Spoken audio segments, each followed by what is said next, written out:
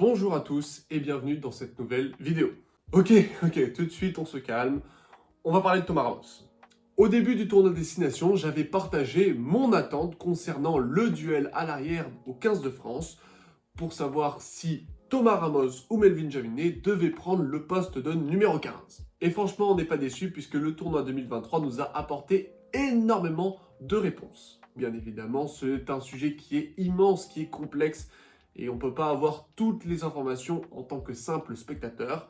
Certes, on a des données, mais il faut quand même prendre tout avec du recul et bien relativiser. Bref, aujourd'hui, on va analyser le profil de Thomas Ramos avec les statistiques que j'ai à disposition via le tournoi destination 2023 pour voir si Thomas Ramos est légitime au poste d'arrière. Pour ce faire, j'ai comparé la performance de tous les arrières de chaque équipe du tournoi destination 2023, donc avec toutes les statistiques. Bien évidemment, ils n'ont pas joué le même nombre de temps, mais on peut quand même les comparer, vous allez voir. J'ai aussi pris la performance de Melvin Jaminet lors du tournoi destination 2022 afin d'amplifier cette comparaison. Certes, les chiffres vont nous donner des indications, mais il faut bien prendre du recul par rapport à tout ce que je vais vous dire. Voilà, faites votre propre avis. Nous allons donc comparer Thomas Ramos, Melvin Jaminet en 2022, Keenan, Williams, Hogg, Stewart et Capozzo. Nous allons avoir 5 grands chapitres dans cette vidéo pour comparer chacun des joueurs, à savoir l'importance dans le jeu, l'attaque, la défense, la discipline et le jeu au pied. Maintenant, vous savez tout ce qui va se passer. Vous êtes prêts? C'est parti! Premier chapitre pour parler de l'importance dans le jeu. On va voir d'abord le temps de jeu. Quand on regarde le temps de jeu qu'a effectué chacun des joueurs, on se rend compte que les arrières français sont très importants. Plus de 95% du tournoi effectué et joué concrètement. Les autres arrières emblématiques sont Keenan et Stewart. En tout cas, déjà, on se rend compte que les arrières français sont énormément utilisés. Et ça, c'est entièrement à leur avantage. Mais ça peut créer aussi une dépendance. Il faut faire attention à ça. Ah oui, parce que le jour où il y a un arrière qui est blessé, si on l'a fait tout le temps jouer, ça peut être très compliqué. Et là, on a la chance d'avoir deux arrières qui ont énormément joué. Ensuite, quand on regarde le nombre de passes en moyenne par match, on se rend compte que Thomas Ramos effectue énormément de passes, presque 2 fois plus que ses autres adversaires. Cette statistique est un peu à mettre entre parenthèses, puisqu'il faut regarder le nombre de passes qu'effectue l'équipe dans chaque match. En effet, si vous avez un joueur qui fait beaucoup de passes parce que son équipe fait beaucoup de passes en moyenne, en fait, ça fausse un peu les résultats. Et donc, du coup, il faut pouvoir faire des pourcentages. C'est donc ce que j'ai effectué et j'ai regardé la participation dans le jeu de chaque équipe. Et là, ça ne change pas beaucoup, mais Thomas Ramos participe à peu près à 8% des passes du 15 de France dans le tournoi, en tout cas destination 2023. Quand on regarde avec Melvin Jaminet, celui-ci est bien moins présent avec seulement 2,4% des passes. Cela s'explique par le fait que Melvin Jaminet est un arrière et 100% arrière. Thomas Ramos, lui, bénéficie en fait d'une double casquette puisqu'il peut jouer à l'ouverture. Et ça s'est vu énormément lors du tournoi destination 2023 avec des stratégies d'attaque où on voyait Dupont, Ramos et Ntamak. Ramos est le joueur qui est le plus utilisé. Ce n'est pas positif, ce n'est pas négatif non plus. Il faut bien avoir un équilibre entre les deux. Il ne faut pas être trop présent dans le jeu pour être dépendant en fait d'un joueur. Ça ne sert à rien. Du coup, on se tire une balle dans le pied pour l'équipe.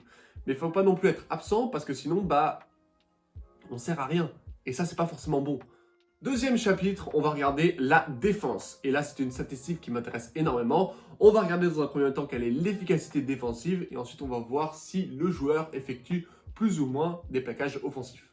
Pour l'efficacité défensive, il n'y a pas grand chose à dire si ce n'est que Stuart Hogg est l'arrière qui est le plus efficace en défense. Il effectue un grand nombre de plaquages, tout autant que Keenan, mais il est 100% efficace. C'est là que les arrières français sont un peu en retard, j'ai envie de dire. Melvin Jaminet réussit 80% de ses plaquages, mais il n'en a effectué que 5. Thomas Ramos rate 50% de ses plaquages, il en a fait que 8. Et ça, c'est quelque chose qui m'a surpris. Tout d'abord parce qu'on sait que la France joue un jeu de dépossession, donc c'est-à-dire qu'elle se libère du ballon et elle défend normalement beaucoup plus.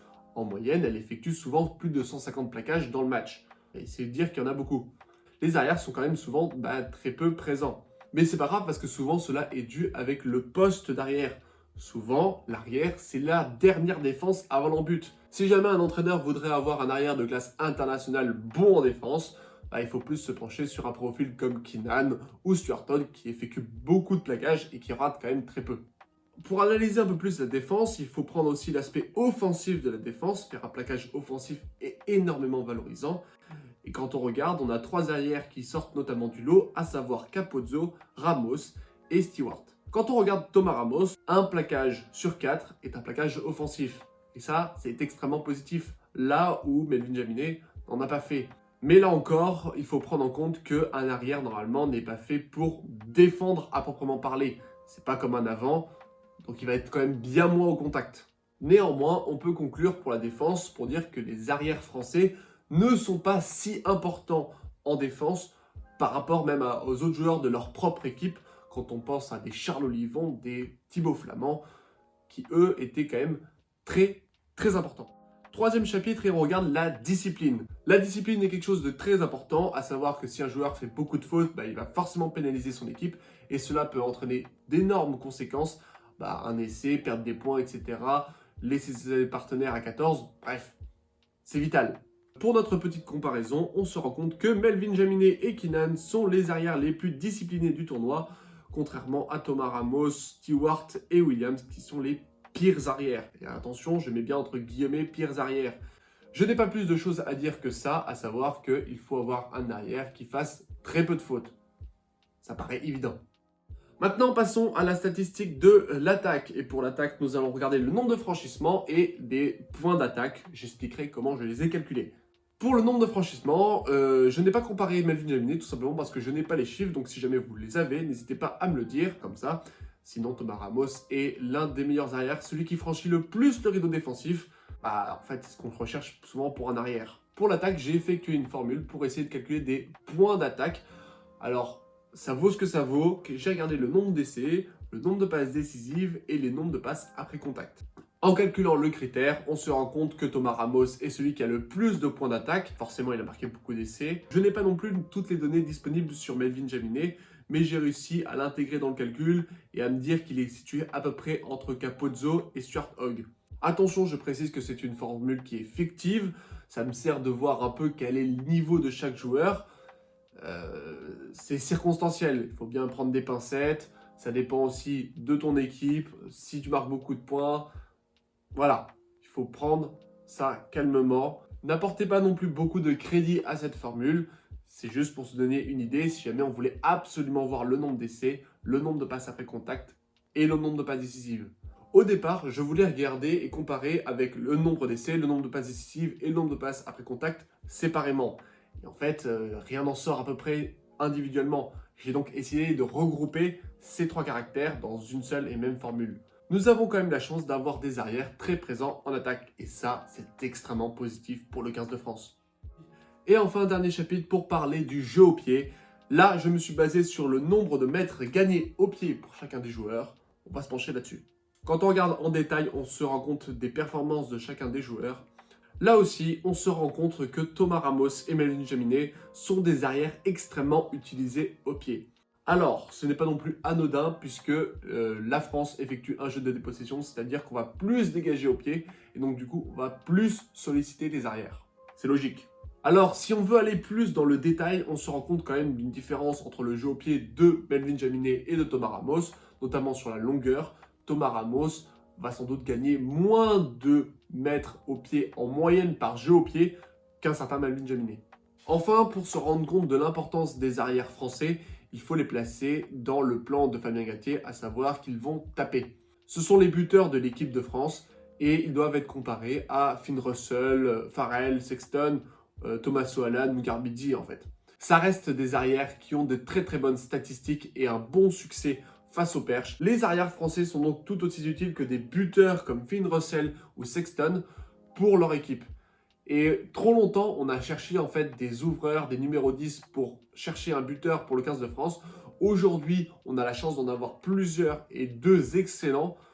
Faut en profiter. Si on fait un petit bilan de tous les critères que nous avons élucidés, on remarque que les Français sont quand même présents dans 7 catégories sur 9. On a tout simplement les meilleurs arrières européens.